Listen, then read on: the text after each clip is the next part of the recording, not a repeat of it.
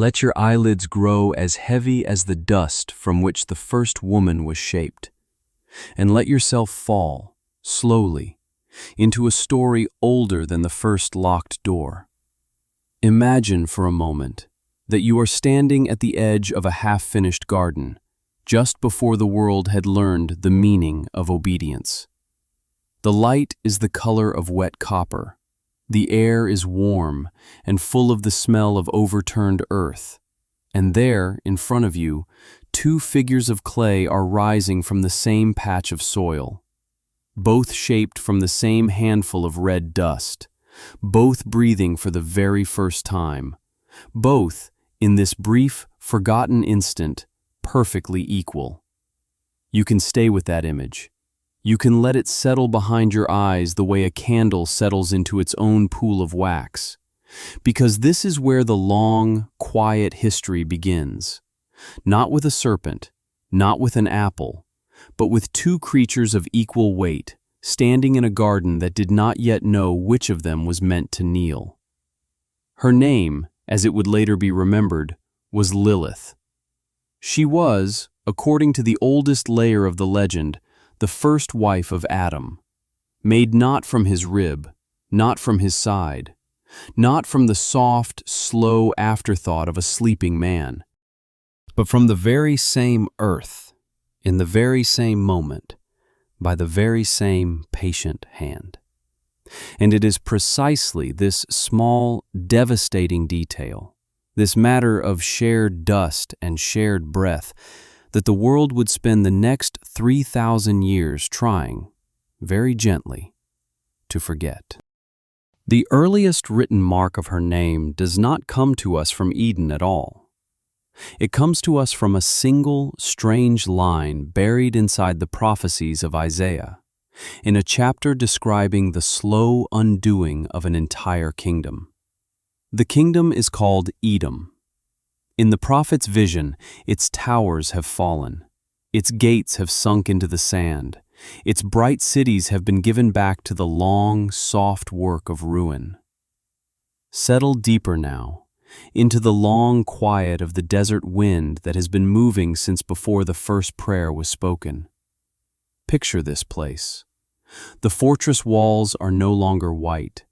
The gold has been stripped from the doorposts and carried off into the dark. Thorn vines climb the broken thrones. Nettles grow inside the great halls where kings once dined. Jackals move through the empty colonnades on padded feet, their eyes the color of low embers. Wild goats call to one another across the cracked floors of temples no one remembers building. And somewhere in the dust-choked silence, between the broken columns and the wind-scoured statues, a being known only by the soft, hissing syllables of her name, Lilith, lays herself down. She is not passing through. She is not visiting. She is making of all this ruin a place of rest, a nest, a bed, a home. The text gives us almost nothing else, just that single line. Just that one moment of a night being settling into the bones of a fallen city and finding the desolation comfortable, as though it had been built, slowly and without anyone noticing, especially for her. But this is not the beginning of her story. This is only the beginning of her name on the sacred page. Long before the prophet ever set down his oracle of ash and thorn, this dark mother of the wasteland was already old. She had already been wandering, already been feared, already been pressed into the soft clay of a much older world. To find her true root, you must drift further back, past the prophets, past the kings of Israel, past the temples and the priests and the careful copying of Holy Script. You must drift across the long sand of the centuries, into a country where the rivers were called the Tigris and the Euphrates, and the gods were carved with the heads of beasts. There, in a Sumerian fragment so old it is nearly 4,000 years above the floor of recorded time, a goddess named Inanna plants a sacred tree by the riverbank. The tree is called the Hulupu. She means to one day cut it down and shape its wood into a throne and a bed and the quiet furniture of her divine power. But the tree, as trees in old stories so often do, is taken by other things first. At its roots, a serpent that no charm in the world could quiet. In its high branches, the lion-headed Unseal bird, a creature of storm and shadow, raising its young. And in the hollowed dark of the trunk itself, building her lair within the wood, a pale, shrieking figure that the scribes called the Dark Maid. Her oldest known name, in the soft, broken speech of the Sumerian tablets, was Ki Sikil Lil La. She was the first form of Lilith. And the divine tree of the goddess, the tree that had been planted to shape a throne, had quietly become her home. And so the goddess Inanna wept. She wept for years, the old fragment tells us, for she could not reclaim her tree, not the serpent, not the storm bird, and not the dark maid in the trunk. Until at last, a hero walks down to the riverbank wearing a corselet of bronze and carrying an axe whose weight is described in talents heavier than any normal man could lift. His name is Gilgamesh. Picture him moving through the reeds at dawn. The river is wide and slow. The light falls across his shoulders in long, copper-colored bars. He does not speak. He raises the axe once and brings it down upon the serpent at the roots, and the serpent, that no charm could quiet, is quieted at last. The lion-headed Unseal bird gathers its young and flees into the high mountains, and inside the hollow of the trunk, the dark maid, the first Lilith, hears the world breaking around her. She does not wait for the second blow. She tears down her own dwelling with her own hands, splintering the wood she had so carefully made into a home, and she runs. She runs out of the structured garden of the goddess, out of the orderly world of throne and bed and holy timber, out into the wild, uninhabited places, the wastelands, the deep deserts, the country where no temple has ever been built and no name has ever been spoken twice. This is the architectural blueprint of every Lilith story that will ever come after. The unruly, unsubmissive, unowned female being, driven out of the structured paradise, fleeing into the dust beyond the walls. Allow your breathing to slow to the rhythm of an unlit lamp burning low in a forgotten chamber, somewhere far beneath the city of Babylon. Because to follow her into that wasteland, you must understand what was already living there. She did not flee into emptiness. She fled into a country already crowded with night beings. The Sumerians and the Akkadians and the Babylonians had a name for them. They called them the Lilu in the masculine form, and the Lilitu in the feminine. The root, Lil, did not first mean night. It first meant wind, storm, spirit, sudden gust.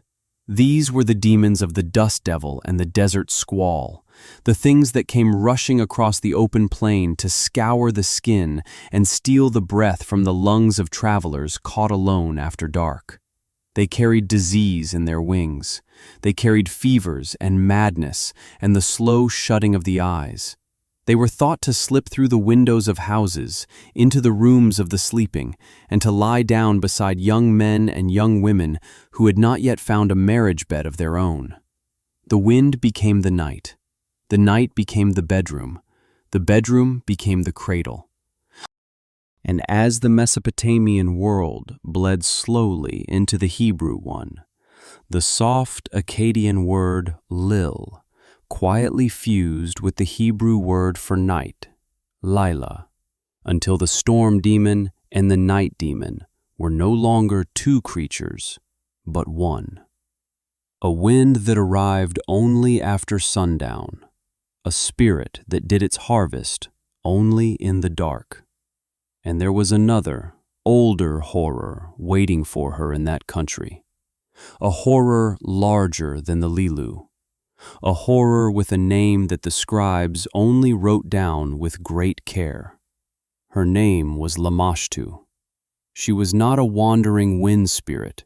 She was a daughter of the supreme sky god, Anu, a demigoddess, a creature of divine blood, whose malice was not assigned to her, but chosen.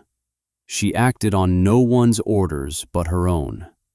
The amulets carved against her show a body of muscle, the head of a lion, the talons of a great bird, and the feet of the storm bird, Anzu.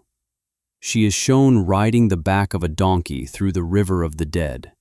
She is shown clutching serpents in either hand. She is shown suckling at her bare breasts a pig and a dog.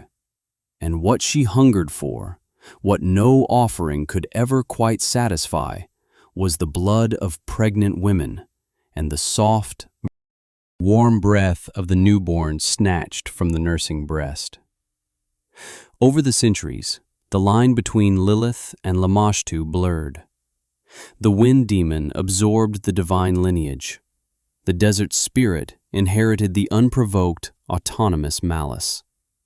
The shrieking thing in the broken tree took on the predator's fixation upon mothers and upon children, and upon the slow, defenseless flame of new human life. By the time her name reached the lips of the rabbis of Babylon, she was no longer simply a seductress. She was no longer simply a wind. She had become the gathered weight of every fear the ancient world had been unable to name. The cradle stalker, the bedroom intruder, the dark mother of the wasteland. And in that long, slow assembly, somewhere in the old Babylonian period, almost 4,000 years ago, an unknown artisan took a slab of fired clay nearly half a meter tall and pressed into it the image of a goddess that no scholar has ever been able to fully identify. She is nude, she is slender, she is exquisitely beautiful. On her brow rests a tall, tiered, horned headdress, worn only by the highest of divine beings. In her hands she holds the rod and the ring of cosmic justice. Two great feathered wings spread from her shoulders, every barb and quill carved with care. Her legs taper not into human feet, but into the hooked predatory talons of an owl. And she stands, calm and dominant, upon the backs of two reclining lions. Two enormous owls flank her, one on either side, like patient courtiers of the dark. She was once painted in 3 colors, the white of bone, the red of dried blood, the black of the deep night where no fire is permitted. We do not with certainty know her name. The museums will not commit. Some say she is Ishtar, some say she is the queen of the underworld, Ereshkigal, and some, those drawn most strongly to the older and wilder reading, say she is the very figure who would later be called Lilith, in the days before she was demoted, before she was unmade, before she was driven down into the dust of 1,000 later stories. The clay holds her image, but it is the parchment, the dry, cracking parchment hidden in sealed jars that holds her name spoken aloud as a thing to be feared. Drift now, somewhere east of the Dead Sea, into the high, dry cliffs where the limestone glows the color of old bone in the afternoon light. There are caves cut into those cliffs, most of them shallow, some of them deep, and within them, almost 2,000 years ago, a small, devout, apocalyptic community sealed away the books they did not want the wider world to lose. They wrapped them in linen. They placed them inside long ceramic jars. They sealed the lids with pitch and pressed the jars deep into the dark of the rock. And then, slowly, they died, or were killed, or simply walked away. The jars stayed. The sand drifted up against the cave mouths. The centuries went by without footsteps. And inside one of those jars, on a fragmentary scroll catalogued in our own time as 4Q510 and 4Q511, a Hebrew scribe of the late Second Temple period had set down a battle hymn. The scroll is sometimes called the Songs of the Sage, or the Songs of the Maskil. It is not poetry meant for comfort. It is liturgy meant for war.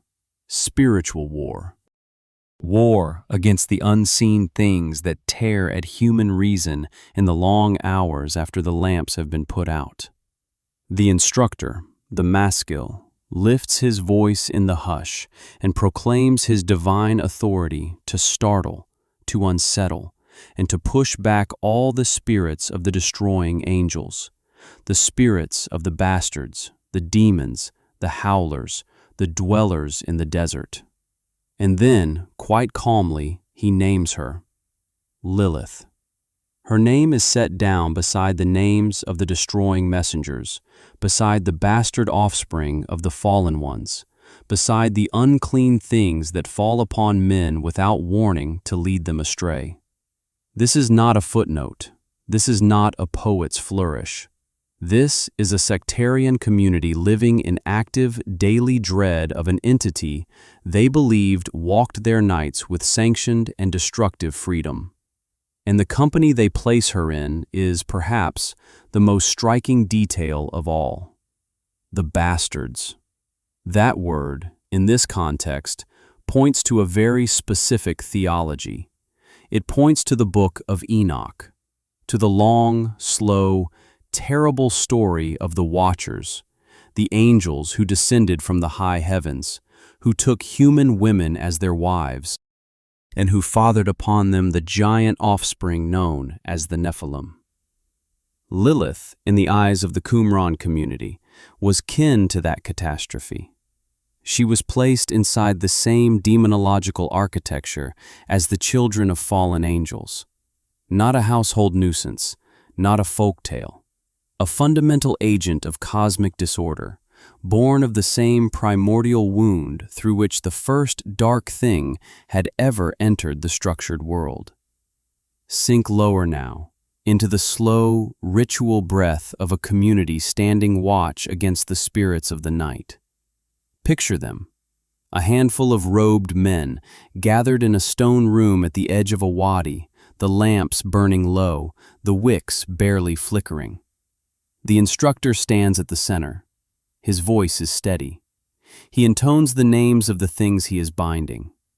Outside, the wind moves over the cliffs in long, dry, breath-like waves. Inside, the air smells of olive oil and pressed wool and the close warmth of held breath. They are not asking for healing. They are not asking for blessing. They are listing, by name, the entities they intend to push back beyond the threshold of the camp. And her name, hers, is one of the names that must be spoken if the camp is to make it through to morning. And from this scroll, in its sealed jar, in its sealed cave, the dread of her flowed downward through the centuries. It would settle, eventually, in the great academies of Babylon.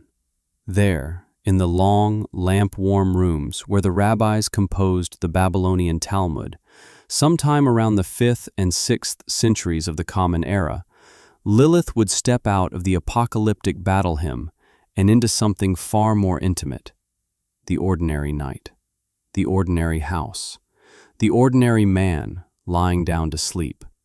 The Talmud does not give her a single, neat origin. It gives her something more unsettling.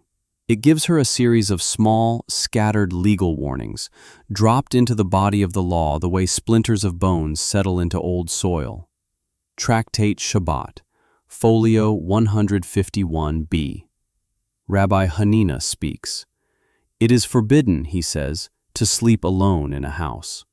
For whoever sleeps alone in a house, a Lilith seizes him.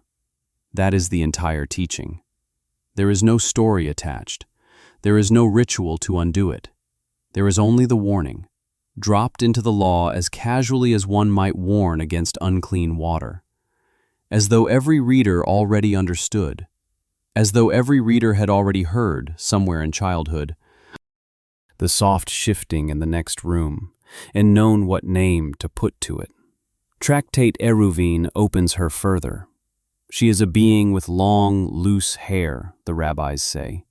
And during the 130 years that Adam mourned the fall and slept apart from Eve, the demoness came to him in the night, and from those visitations, the air of the world filled with ghosts, with male demons, with female night demons, with the swarming children that the rabbis simply called Liliths.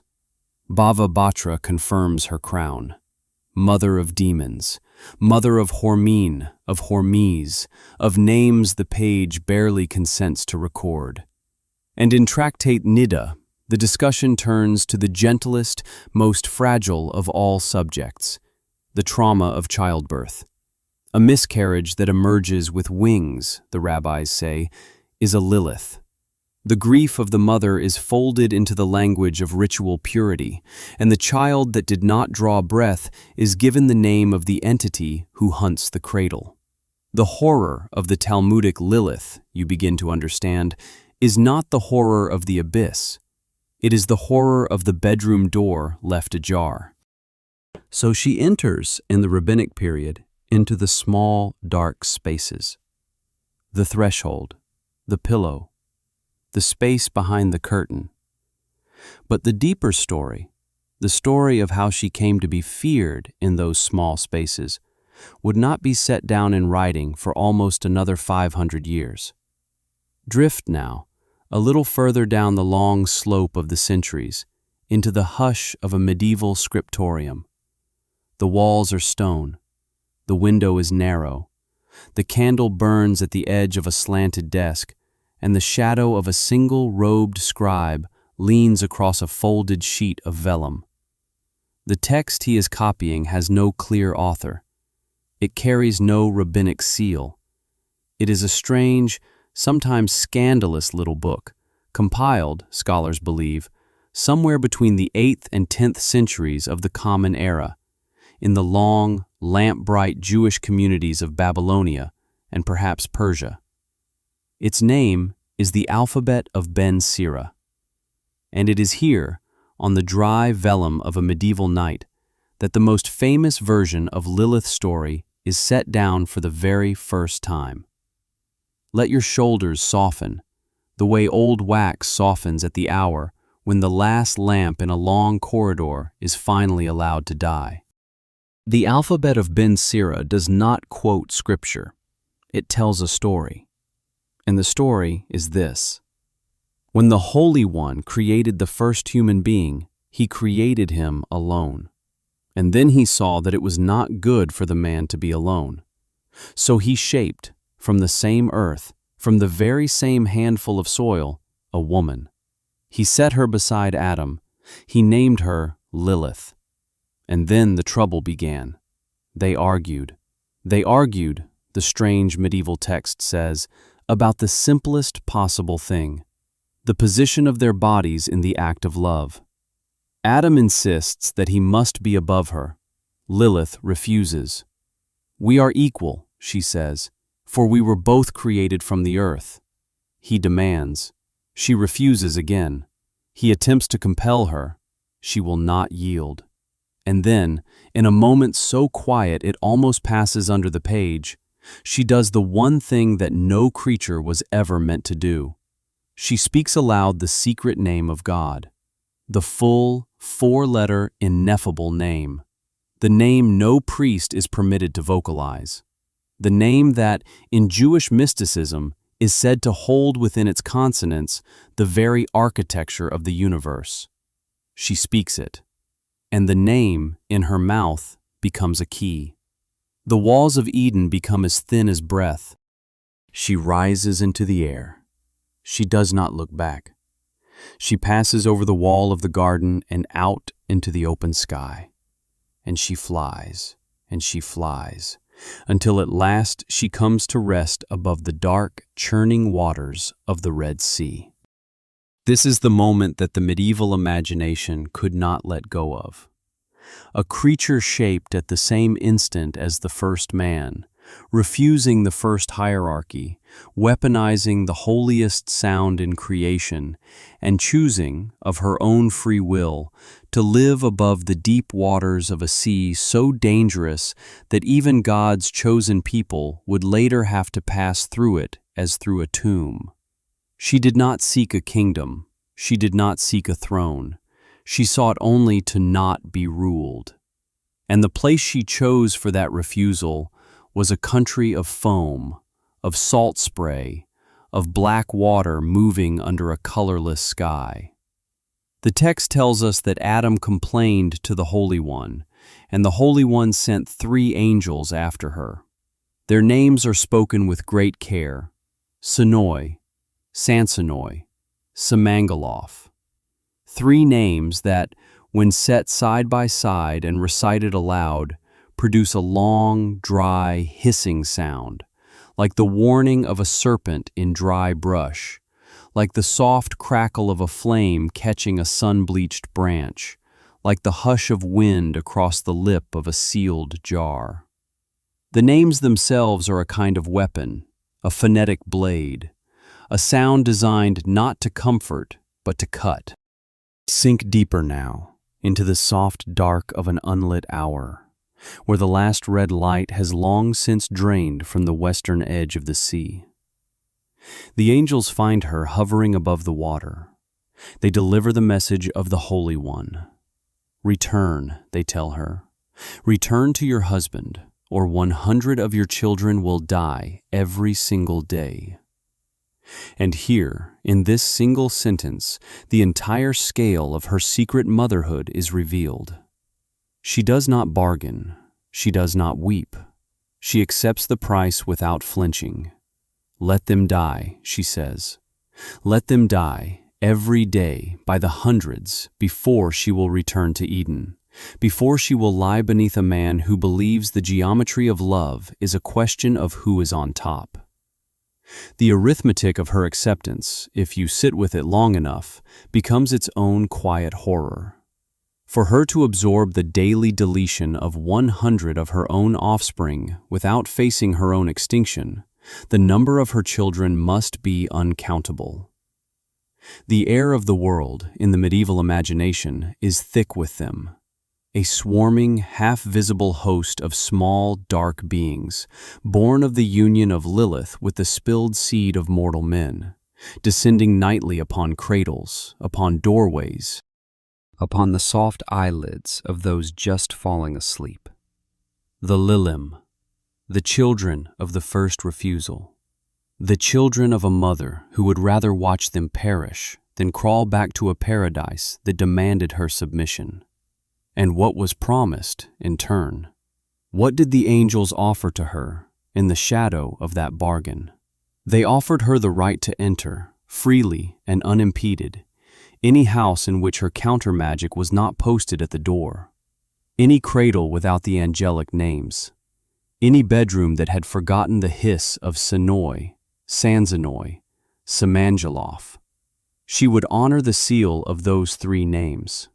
Where it was written, she would not enter. Where it was forgotten, she would walk in as gently as a draught of cold air, and lie down beside the sleeper, and do whatever the long medieval night allowed her to do. And so, for the next 1,000 years, a quiet, defensive industry grew up around the threshold. Ordinary households, in ordinary towns, all along the muddy floodplains between the Tigris and the Euphrates, set themselves to the slow, patient work of keeping her out. The artifact they produced, the artifact in which their fear is now most visible to us, is small. It is shaped like a shallow soup bowl. It is brown or red or the dull color of old riverbed clay, and there are thousands of them, tens of thousands by some counts, buried, almost all of them, upside down, beneath the floor of the bedroom, beneath the threshold of the door, beneath the dirt of the nursery. Buried so that the open mouth of the bowl faced down into the soil, like an inverted trap, like a sealed lid placed across the mouth of a well, like a hand pressed gently over a small, dark voice. Settle now into the slow, cool quiet of a clay floor in an old house, where the lamps have already been carried into the next room. These are the Aramaic incantation bowls. They date from somewhere around the 6th to the 8th century of the Common Era, and they were the everyday magical technology of the Jewish, Christian, Mandaean, and pagan households of late antique Babylonia. They are not theology. They are not philosophy. They are the desperate, practical, kitchen table craftsmanship of mothers and householders who believed, with their entire bodies, that a creature was trying to enter the room. The text inside the bowls is written in spiraling Aramaic script, beginning at the rim and winding inward, around and around, toward the center. The spiral itself is not decoration. It is a drawn binding, a magical knot, drawn out of words, intended to wind tighter and tighter around whatever the bowl was buried to contain. And in the very center of many of those bowls, drawn in crude ink with a hand that is sometimes steady and sometimes plainly trembling, is her image, a small, naked figure. Hair wild and loose, flying out behind her in long, thin lines, limbs splayed, ankles drawn together with heavy iron shackles, eyes wide open, fixed forever on the inside of the bowl that holds her. The text spirals around her body the way a snake spirals around a tree, and the words spoken to her are not gentle. Naked are you sent forth, the bowl tells her, nor are you clad. Your hair is disheveled and let fly behind your back. You will not enter this house. You will not enter this nursery. You will not enter this marriage. The bowl is a divorce writ, a legal document, a small clay courtroom in which Lilith is named, addressed, and sent away from the household forever. Picture the woman who buried it. She works by lamplight in the corner of the room while her child sleeps in the next chamber. Her hands are smudged with ink. The bowl is still slightly damp at the rim. She lowers it carefully into the small hole she has dug at the foot of the wall. She turns it upside down. She presses the soil over it with the flat of her palm, and she stands up, and she does not speak of it again. For many decades, scholars assume that those hands were the hands of trained male scribes, of professional exorcists, of rabbis. But linguistic study of the bowls themselves, of their spelling errors, of their phrasing, of the deeply personal pleas inscribed inside them, has made another reading far more likely. Many of those hands were the hands of women. Iraqi Jewish women, in the lamplight of their own bedrooms, taking the dense, male-dominated demonology of the Talmud and quietly converting it into a magic of their own. An underground kitchen floor magic. A magic the great academies never sanctioned and never quite knew how to suppress. There is in this a very old, quiet irony. The same religious structures that had been working for generations to remove the independent woman from the canonical page had unwittingly forced generations of ordinary mothers to learn the forbidden arts on their own, just to keep her out of the cradle. And as the bowls were buried beneath the floors of those Babylonian houses, the holy text itself was being carried, in scroll and in codex, across the changing world of the early Middle Ages. And in that long migration, something strange began to happen to her name. The single word Lilith, the single word in the prophecy of Isaiah, where her name appears in the canonical Hebrew Bible, would be translated and retranslated and fought over by century after century of scholars who could not seem to agree on what kind of being it was actually meant to describe. Let your thoughts grow long and quiet, the way a single word grows long and quiet when it is passed between 1,000 patient hands across 1,000 patient years. In the Geneva Bible of 1587 and in the King James Version of 1611, Lilith becomes screech owl, a simple, naturalistic bird, a piece of zoology slipped into the desolation of Edom, designed to soften the sharper outlines of an older terror. In Young's literal translation of 1898, she is rendered night owl, still avian, still preserving the night root of her name. In the American Standard Version of 1901, she is night monster, the supernatural acknowledged, the specific name avoided. In the Moffat translation of 1922 and in the Knox Bible of 1950, she is rendered vampire, restored to her Sumerian and Babylonian root as a blood-drinking thing of the deep night. In the Revised Standard Version of 1947, she is night hag, blending the supernatural with a distinctly gendered fear of the withered, unmarried, unsubmissive female. And only in the Jerusalem Bible of 1966 and the New Revised Standard Version of 1989 is her old, true, proper name finally restored to the page: Lilith. The name she had carried, in secret and in plain sight, since long before the prophet Isaiah ever set down his oracle of thorn and ash. But the long, careful return of her name to the canonical page is only the surface of the story. Beneath that surface, in the deep, lamp-warm rooms of Jewish mysticism, an even older argument about her nature had been quietly unfolding for a very long time, and it would reach its strangest, most devastating shape in the small hilltop town of Safed, in the Upper Galilee, in the second half of the 16th century. Drift now into the cool blue dusk of a stone village set high above the world, where the candles in every window are being lit at the same patient hour. In Safed, in those years, a small circle of mystics gathered around a teacher whose name was Isaac Luria.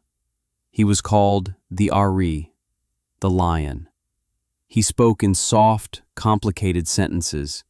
He taught only a handful of students. He died young, and in those few short years, he set down a vision of how the universe had been built and of how it had been broken, that would reshape the inner architecture of Jewish thought for all the centuries to come. His vision begins not with creation, but with absence. Before there was a world, there was only the infinite light of the Holy One, or Ein Sof, the unending, the unbordered. There was no place for a finite thing to exist, because there was no place that the divine light did not already fill. And so, before he could create, the Holy One performed an act called the Tzimtzum, the contraction. He withdrew his own light from a single point inside himself, leaving behind a small, circular emptiness, a breath of darkness held inside the heart of the infinite. And it is into that small circle of withheld light, that quiet wound of withdrawn presence, that the world was poured. Then he shaped vessels, 10 of them, conceptual containers called the Sephirot, each one built to receive a precise measure of the returning divine light, the way a clay pitcher is shaped to receive a precise measure of water. He poured the light into them, and the light, in some of those vessels, was simply too much to hold. The lower vessels broke, they cracked, they fell. They came apart under the pressure of a brightness their walls had not been built to contain. The shards rained down into the empty void beneath them, and inside each shard, a single trapped spark of the original holy light remained lodged, like a bead of fire caught inside a small piece of black glass. These shattered fragments are called the klipot, the husks, the shells, the broken pieces of a creation that did not survive its own first morning. And it is from these broken shells, from these jagged, light-bearing splinters, that all the evil of the lower world is said to be made. Not from a separate force, not from a rival deity, not from anything outside the Holy One's own architecture, but from the wreckage of his first attempt to give himself away. The cosmic horror in this teaching is not that evil arrived as an intruder from somewhere outside. The cosmic horror is that evil is a residue, the slow, dark sediment left behind when the light proved too strong for the cup. And Lilith, in this Kabbalistic vision, is not simply a demoness who slipped into the bedroom. She is the supreme face that the Kelipot wear when they take on a body. She is the gathered weight of that first shattering, the first refusal made flesh, the dark feminine rising up, slowly and with terrible patience, out of the broken shards of an overbright creation. Soften now into the long, slow exhale of a candle that has burned down through the night and is finally ready to pool into wax. The shards, the Kelipot, settled together in the lower void and built themselves a country. The mystics gave it a name, Sitra Achra, the other side, an Aramaic phrase that sounds, in the mouth, almost gentle. The other side, the far shore, the opposite face of the same coin. But the country it names is anything but gentle. The Sitra Achra is the inverted mirror of the holy world. Where the upper country has 7 palaces of light and order, the Sitra Achra has 7 palaces of impurity and shadow, each one parasitic, each one feeding upon the spiritual energy of the side it imitates. The first palace is called the empty hole. The second is called the pit. The third is called Duma, which is to say silence, which is to say the long quiet that lives on the far side of death. The fourth is called Demerit, the miry clay, the stumbling stone. And in the lower palaces, in the deepest folds of that anti-architecture, the swarming children of the first refusal make their home. The B'nai Lilith, the sons and daughters of Lilith. The half-formed dark host born of every unspent thought, every wasted hour, every moment in which a human being turned away from the light their soul had been built to seek. And ruling, at the center of that inverted country, are 2 figures, a king and a queen. The king is called Samael. He is the angel of death, the accuser, the poison of God, as his name is sometimes glossed, the dark counterpart of the holy masculine. And the queen who sits beside him upon that black throne is Lilith. She is no longer the wandering creature of the wasteland, no longer the shrieking thing in the broken tree, no longer the lonely exile above the foam of the Red Sea. She is now the consort of the great accuser. She is the dark feminine joined to the dark masculine, the 2 of them mirroring, in their grotesque embrace, the holy union of the divine masculine and the divine feminine in the upper world. Every act of human cruelty, every sin, every drop of wasted seed is said to feed them, to strengthen their throne, to brighten the lamps in the palaces of the other side. The universe, in the Lurianic teaching, is locked into a precarious, breath-thin balance. Each human choice tilts the scale. Each act of attention, each act of love, each small and quiet generosity draws the trapped sparks of light back up out of the broken shells and toward their first source. And every careless act feeds, instead, the patient hunger of the king and queen who sit in the country of the broken vessels. And yet, even the dark king and queen of the inverted country were not allowed, by the Holy One, to propagate without limit. There is, in the obscure corners of Kabbalistic literature, a strange and terrible safety mechanism written into the architecture of the Sitra Achra. A correction, a drawing back of the leash, a small, quiet act of cosmic surgery performed in the deep watches of the world. Settle further now into the slow wait of a long mountain night, where the moon has not yet risen and the only light comes from the last embers banked beneath the ash. The text in question is called the Treatise on the Left Emanation. It was written in the 13th century in the Spanish town of Soria by a Kabbalist named Rabbi Isaac HaKohen, in the long, patient hours of an exile spent thinking about what it meant for evil to have a structure. Rabbi Isaac understood the danger of the dark marriage. If Samael, the great accuser, and Lilith, the dark feminine, were free to bear children together within the Sitra Achra, then the population of the broken country would grow without restraint. The shadow universe would swell.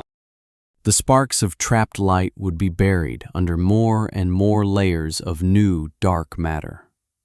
The balance of the world would tilt, slowly, irreversibly, into the keeping of the king and queen of the husks.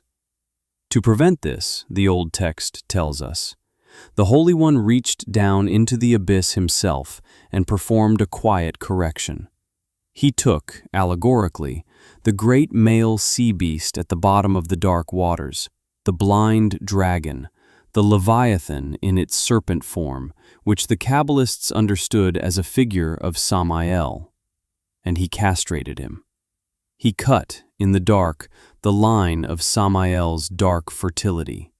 And then, in the same quiet act, he turned to the female Leviathan, the great sea mother of the lower waters, the figure understood as Lilith herself, and he cooled her.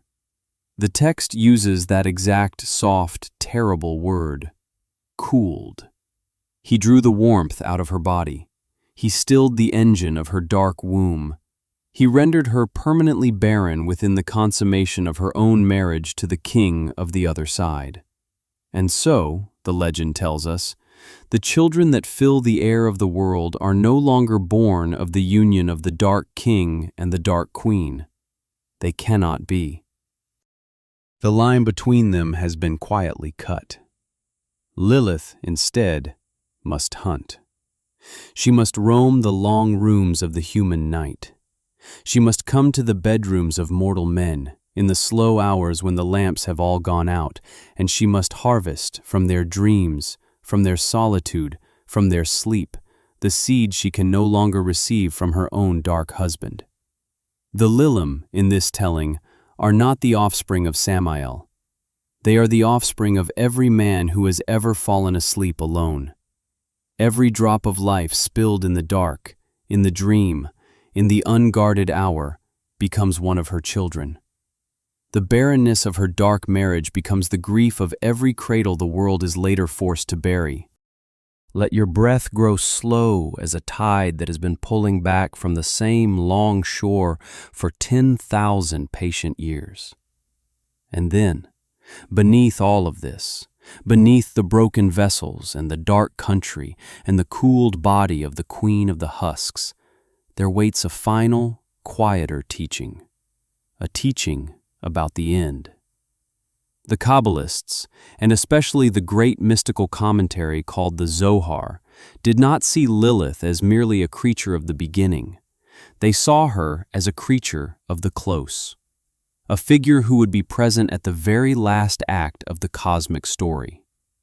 The Zohar tells us that at the end of days, when the Holy One finally gathers his patience and turns to settle the long account against the great earthly empires of oppression, against the kingdom the mystics simply call wicked Rome, he will not destroy that empire and rebuild it.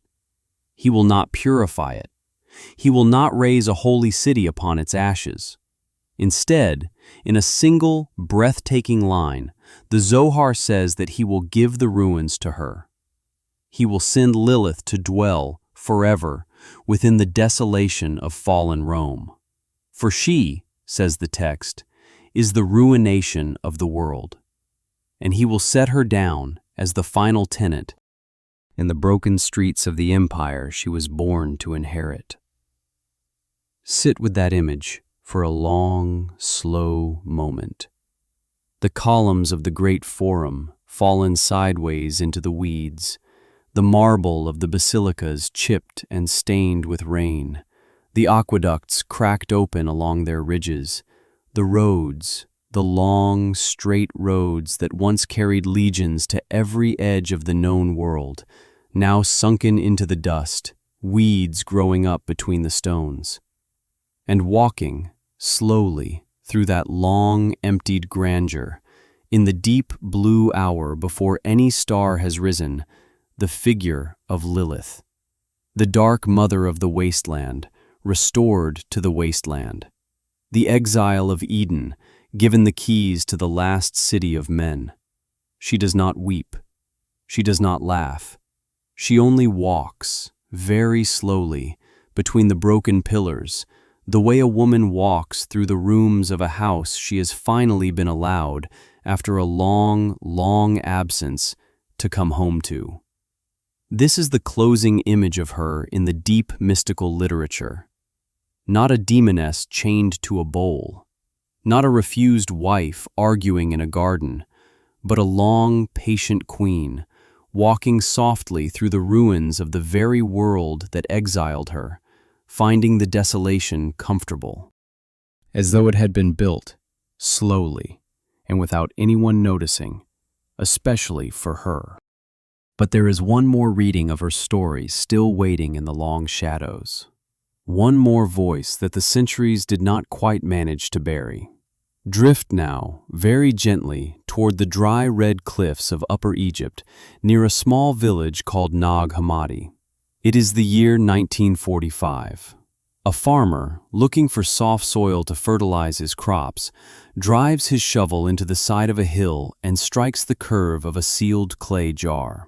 Inside the jar, wrapped in leather and tied with cord, are 13 leather-bound books, codices, the hidden scriptures of a movement that the official church had spent more than 1,000 years trying to forget.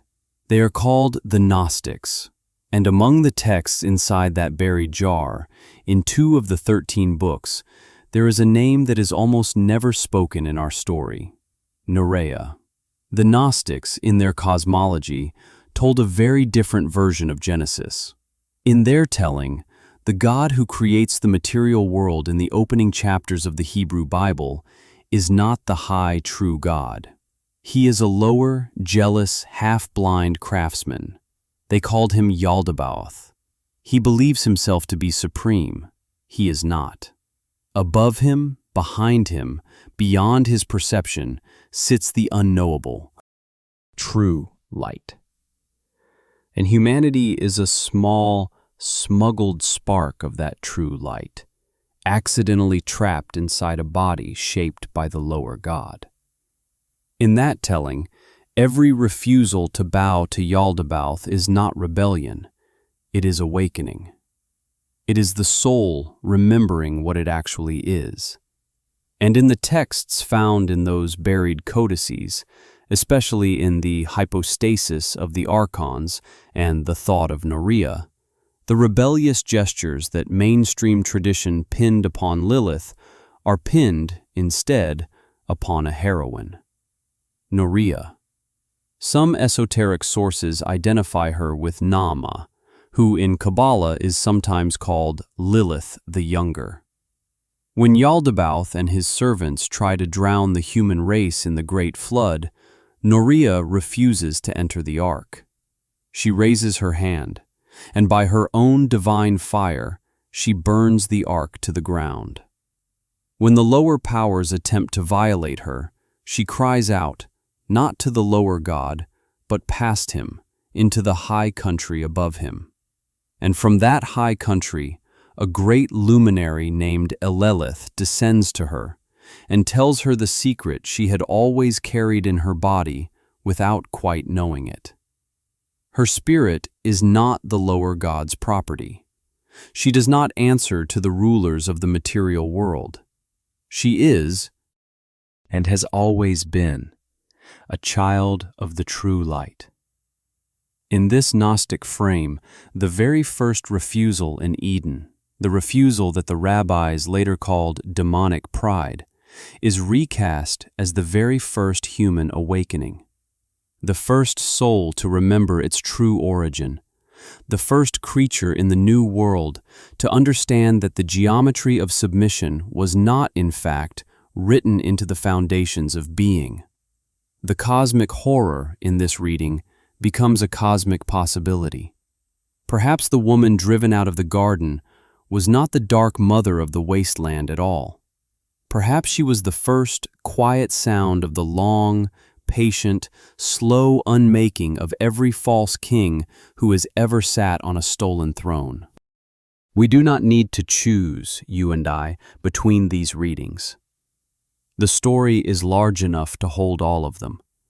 The night being in the ruins of Edom, the shrieking thing in the broken Sumerian tree, the wind demon of Mesopotamia, the cradle stalker of the Talmud, the exile above the Red Sea, the queen of the Sitra Achra, the final tenant of fallen Rome, and the half-buried Gnostic heroine refusing to bow to a lesser god. She is all of them at once. She is the gathered weight of every long argument the human race has ever had with itself about who was meant to kneel and who was meant to stand, and what the shape of love was supposed to be in the dark hours after the lamps have all gone out. And now, the lamps have gone out. The vellum has yellowed. The clay bowls have crumbled back into the soil. The cliffs of Qumran have weathered to a softer gold. The hill town of Safed sleeps under the same moon that once watched the Ari teach his small circle of mystics by candlelight. The Forum of Rome lies quiet under a thin blanket of rain, and the Garden of Eden, if it ever stood at all, has long since been folded back into the long, slow soil of the world. All of it has dissolved. All of it has settled. All of it has become very, very quiet. Even Lilith, in this hour, in the deep blue stillness of the night you are now lying inside, is at rest. She is not at the door. She is not in the cradle. She is not above the dark waters of any sea. She is far away, walking softly through her own ruined city, finding the desolation comfortable, no longer needing to argue with anyone about who was meant to be on top. You are safe. The walls of your room are warm. The soft weight of the blanket is exactly where it belongs. The Babylonian bowl beneath the floorboard, the angelic name inscribed on the medieval amulet, the spiraling Aramaic binding, the candle in the Safed window. All of them have done their slow, patient work, and you have inherited the long quiet they were built to make. The night is nothing more than a long, soft hand placed gently across the room. So let me leave you, very gently, with one small question. If a creature shaped from the same dust as you, in the same first moment of the world, chose to walk away from a paradise rather than bow inside it, what is the small, quiet refusal that your own soul has been carrying, very patiently, in the long hours since you were first set down upon this earth? You do not need to answer. The question can settle into your sleep the way a stone settles slowly to the bottom of a still, dark pool and gives off its small, low warmth in the dark. The heavy doors of the Apocrypha vault remain open, not as a call, not as a summons, only as a soft, patient invitation for whatever night you next find yourself awake. There will be more old stories waiting on this side, more long, slow descents into the rooms beneath the rooms of the world.